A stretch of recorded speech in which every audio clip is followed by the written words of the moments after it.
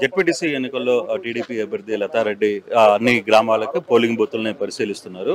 వరకు ఎలాంటి సిచ్యువేషన్ ఉంది, పోలింగ్ సరళి ఎలా జరుగుతుంది మాట్లాడలో తెలుసుకునే ప్రయత్నం అయితే చేద్దాం.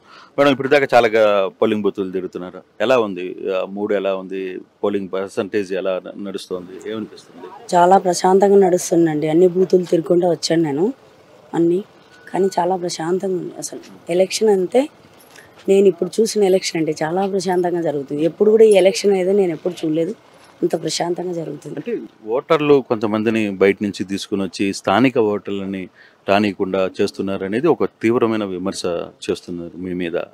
అటువంటి సిచ్యువేషన్ ఏమన్నా కనబడుతుందా? లేదండి, ఏం లేదు, అవన్నీ ఏం లేదండి. వాళ్ళ ఎవరు ఓట్లు వాళ్ళు వేసుకుంటున్నారు. చాలా రోజుల తర్వాత ఓటింగ్ జరుగుతుంది పులివెందుల్లో, ఫస్ట్ పాయింట్ కదా. ఓటర్లు బారులు తీసిన పరిస్థితి కూడా కనపడుతోంది, క్యూ లైన్లో నిలబడుతున్నారు. సో చాలా రోజుల తర్వాత ఓటు హక్కు వినియోగించుకోవడం పట్ల వాళ్ళు ఏమనుకుంటున్నారు? ప్రశాంతంగా హ్యాపీగా ఫీల్ అవుతున్నారండి, ప్రశాంతంగా చేస్తున్నారు. ఎవరు ఓటు హక్కు వాళ్ళు వినియోగించుకుంటున్నారు. అదండి అసలు ఎక్కడ కూడా ఈ రెండు పల్లెలు కొద్దిగా కూడా పోయిందండి, ఇంకెక్కడ కూడా చాలా ప్రశాంతంగా జరుగుతున్నాయి ఎలక్షన్ మాత్రం. ఎర్రిపల్లి అచ్చివిల్లి కొద్దిగా చిన్న మా వాళ్ళని ఏజెంట్లను కూర్చొని లేదు ఎర్రిపల్లిలో, నేను పోయి కూర్చోపెట్టేసేసి కొద్దిగా అంతకు తప్పితే ఎక్కడ ఏది లేదండి. వాళ్ళే గొడవలు చేసి వాళ్ళే ఇది చేసి మా మీదకి దోస్తున్నారు, అవన్నీ ఏం లేదండి. మీ అభ్యర్థి, మీ ఆపోజిట్ అభ్యర్థి, వైసీపీ అభ్యర్థి ఒక సీరియస్ ఎలిగేషన్ చేస్తున్నారు.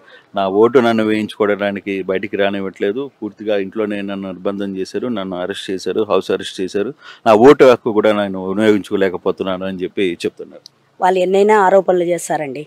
ఆ అబ్బాయి వచ్చి వేసుకోమనండి, ఆ అబ్బాయి ఓటు, ఆ అబ్బాయిని ఎవరు అన్నారు కదా, ఏదో అది కూడా మా మీద దోస్తున్నారండి, అంతే. ఓకే, ఓవరాల్ ఫైనల్ గా ఎట్లా అనిపిస్తుంది మేడం? ఓవరాల్ గా పోలింగ్ మూడ్ ఎట్లా ఉంది ఓటర్స్? లేదండి, వాళ్ళ ఇది కొద్ది వాళ్ళు.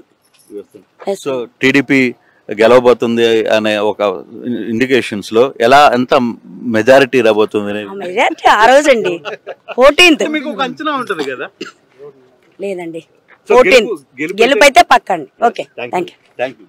సో లతారెడ్డి ఒకటే చెప్తున్నారు, గెలుపు మీద నాకేమి ఆప్షన్స్ లేవు, కాకపోతే మెజార్టీ ఎంత వస్తుంది అనేది నేను ఇప్పుడు చెప్పలేను, గెలుపు మాత్రం పక్కా అని చెప్పి చెప్తున్నారు. తమ సమీప అభ్యర్థి, వైసీపీ అభ్యర్థి అవసరం అనుకుంటే ఓటు వచ్చి వేసుకోవచ్చు, తాను ఓడిపోతున్నానని తెలిసి తాను ఆ ఓటు హక్కును వినియోగించకుండా మా మీద నెట్టి ప్రయత్నం చేస్తున్నారు అనేది టీడీపీ అభ్యర్థి చెప్తున్న వర్షం.